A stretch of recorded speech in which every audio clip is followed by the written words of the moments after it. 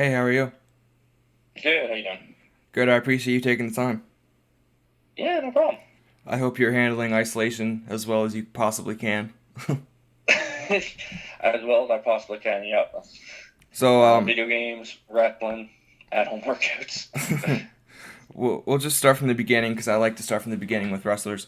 How, when, and Absolutely. why did you become a fan of professional wrestling? Take me back to the very, very beginning. Oh, geez, so I don't even know when it first started. I remember I was at a friend's house, and we saw a clip online or on the TV, and we're like, oh, what is this? And we just kind of got hooked from there, and then moved around a bunch as a kid, so lost those channels. So actually fell out of wrestling for a bit.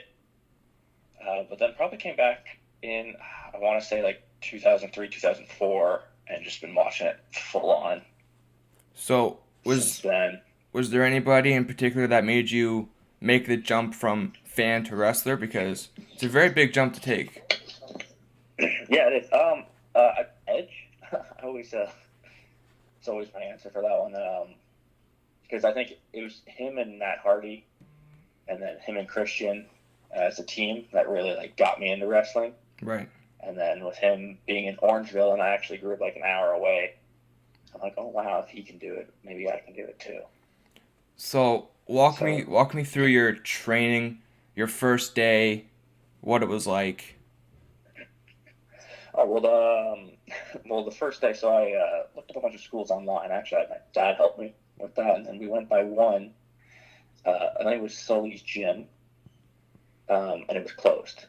Nice. So yeah, so that was a little bit of a letdown. So it took a little while. Finally found a squared circle run by Rob Fuego, just off Finch and the 400. Okay. So the first day I just went in, just introduced myself, said hi, sat in on the class, had somebody explain kind of what was going on, and then instantly I'm like, yep, okay, sign me up, I'll be here the next day. So yeah, the first day was just pretty basic, just learning how to roll.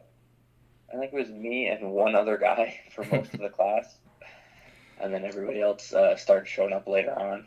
But yeah, nothing too technical on the first day. Just lockups, rolls, just the basics. Did you have any doubts early on when you started to look at wrestling as sort of a career? Were there any moments where you kind of hesitated or second guessed yourself at all, or was it just like, boom, this is what I want to do? Oh, when I first got in there, yeah, no. As soon as I start hitting the ropes and rolling around, I'm like, yeah, this is exactly what I'm doing. Of course, you get those types of stuff because, especially being a young kid, I think I started training. I went to my first class, I think, when I was like 17 or so, 18. I didn't really go full in every single day until I was about 19 in college. But yeah, you get those doubts because you don't know what to do, right? You don't know how to Right. get on shows. You don't know how to proceed up the ladder.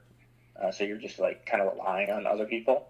And if those people don't kind of take initiative to help you, you're kind of stuck and you just kind of sometimes tread water and not knowing what to do. So So you would get kind of doubts like that. as you started wrestling, being Canadian, did you find that that held you back in any way? Because the Canadian indie scene is booming now, but it's obviously nothing compared to the States. Was that a struggle for you at all, or no? Yeah, no, that being Canadian is definitely a struggle. Sorry. Yeah, so when I first started, Ontario wrestling just started dying down around when I was starting. Like the shows were far and few between. A bunch were closing up. Now it's great. Like it's booming. I think it's some of the best it's ever been. But yeah, no, being Canadian because we have to go to the states. Like that's where all the eyes are. Right. That's where people are going to see you. That's fans are going to follow you on more on Twitter. You're going to get better matches. So yeah, you got to take that risk, and you just got to drive to like Chicago or St. Louis or New York and try and get on those shows more because, like I said, like that's where people are going to notice you the most. So it's always hard being Canadians because why are people going to bring you in when they have 50 local guys Right. that are coming every time to help with the show? Right. And it's so hard to just commit to that 9-10 hour drive, but unfortunately we had to do it. And I actually got lucky because I started traveling with Ethan Page, another local Ontario guy, because he did it with Michael Elgin. So Sure. I luckily was able to hop in with him, go those 9 hours, and now I'm regularly going to Chicago every month, twice a month or so. You mentioned the Canadian indie scene. How much growth have you seen in the past, even few years? Because I feel like even recently, it's really exploded. Yeah, I would say in the last 2 years, I would say it's more than doubled. Like there was a period where shows were running every 2 months or so. There was maybe 20, 30 people in the crowd. Even C4 out in Ottawa, what it is Mm-hmm. now, like a couple of years ago. I'd say about 3, 4 years ago, that's not what it was. They were in a different venue, maybe half the people, and now they're packing 500, 600 people in the place. Super kicked Mm-hmm. in downtown Toronto, just the same thing. The last 2, 3 years, they've just taken off and they're packing that place like crazy. And Alpha One, where I'm there regularly, Mm-hmm. seeing the growth over the years is just amazing. Like people, the Ontario fans are great, and we're trying to give them the best product, so they just keep coming back. Why do you think that has happened? Because I think that for Canadians, especially in this area, there's not a lot of live wrestling. Like WWE comes here every once or twice a year. Do you think Mm-hmm. that do you think that the explosion of crowds is just out of hunger because there's not really much WWE wrestling that comes around very often? Yeah, it might be out of hunger, but I think it's just the group of guys that are coming up now, and all the veterans that have been here for a while. Like I think everyone's just working even harder than they have before to really push it and get the shows better. And we're bringing in all the shows are bringing in more outside talent, which are getting more eyes on it. And then people are like, "Oh, we got to go to this. Oh, this is awesome. Let me come next month." Even though Tommy Dreamer's not on the show again necessarily.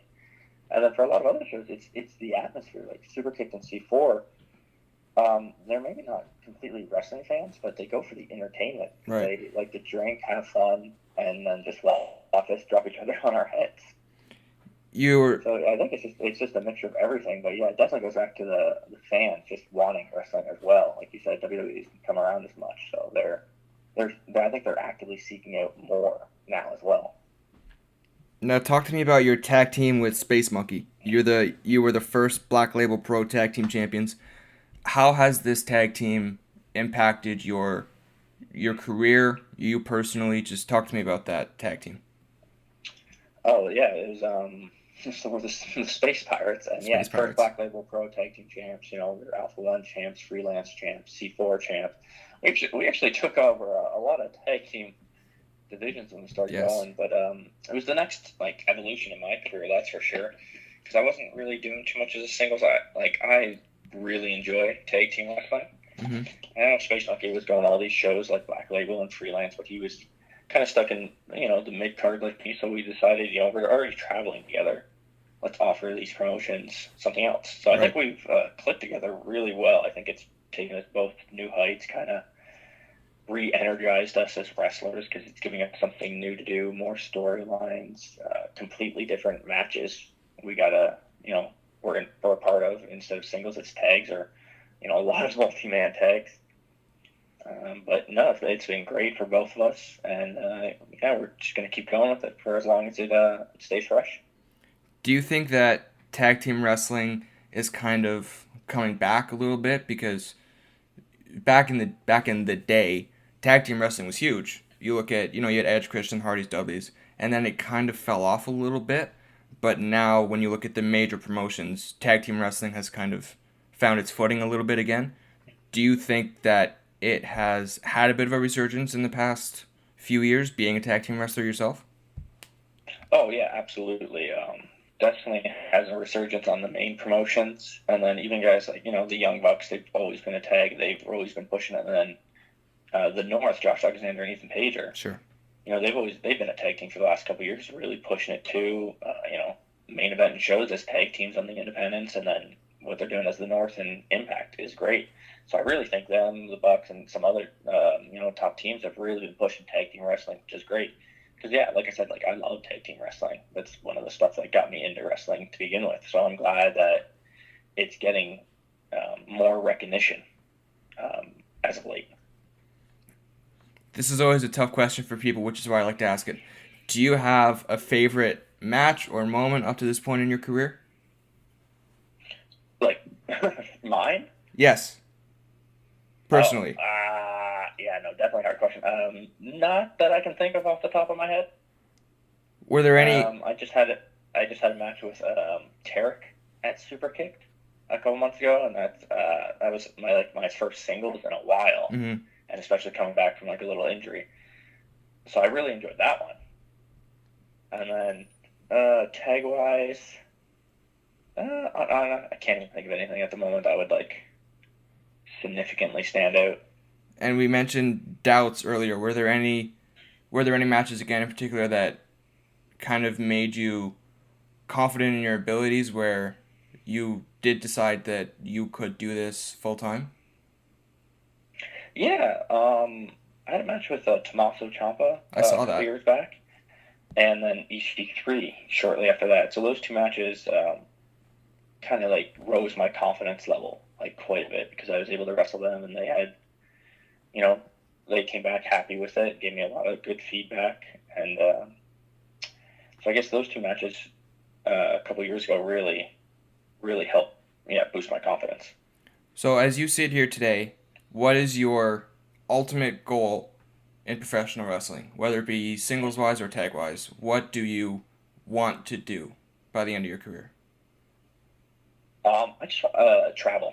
Like I would love, because I've been over to the UK, I've been to England. I would love for wrestling to take me more places, and I would also love for it to, pay the bills. Like I'd love to be a full time wrestler. That's all I would do day to day. Whether that be AEW, NXT, WWE, Impact, or just doing it on the Indies. I would be happy doing it anywhere. But if it could take me around the world, that'd be amazing. So just to finish up, I've got a little rapid fire segment. I'm gonna give you two. Oh, jeez. I'm gonna give you two wrestlers. I want you to give me your Okay. favorite of the two off the top of your head without thinking about it. Okay? All right, give me a second. All right. I think I got this. Brett or Shawn? Shawn. Wow. Austin or Do, Rock? do we explain? No. Oh, just go. Yeah. Austin. NWO or DX? Oh, DX. Edge or Christian? Edge. Jeff or Matt? Jeff. Benoit or Guerrero? Ooh, I would say Benoit. Now, normally people don't explain their choices, but I want you to explain why you chose Shawn over Brett because I'm curious. Just 'cause, like when I started like going full time. Well, I was never much of a WCW guy, Sure. so I never saw Brett there. And then just when I started wrestling full time, like Shawn was more prominent, but like, Brett wasn't around. Right. So I think I really connected with Shawn just as the performer he is, and then even with DX and everything, I think I just connected to him more. And yeah, even with DX over NWO, I was never much of a NWO was great. I've gone back, I've watched it, I loved it, but I was never much of a WCW guy growing Right. up. It was all WWE or WWF. Well, that's all the questions I have for you. Is there anything else you want to say, promote? The floor is yours. No, everyone just stay safe, stay healthy. Let's try and get through this so we can get back to wrestling full time. Well, thank you for the time. Yeah, no problem. Thank you. I've watched a bunch of your matches over the past few days, and I think you're one of the best wrestlers in Canada right now. Oh, awesome, man. Thank you. That means a lot. Thank you again. All right, have a great day. All right, bye.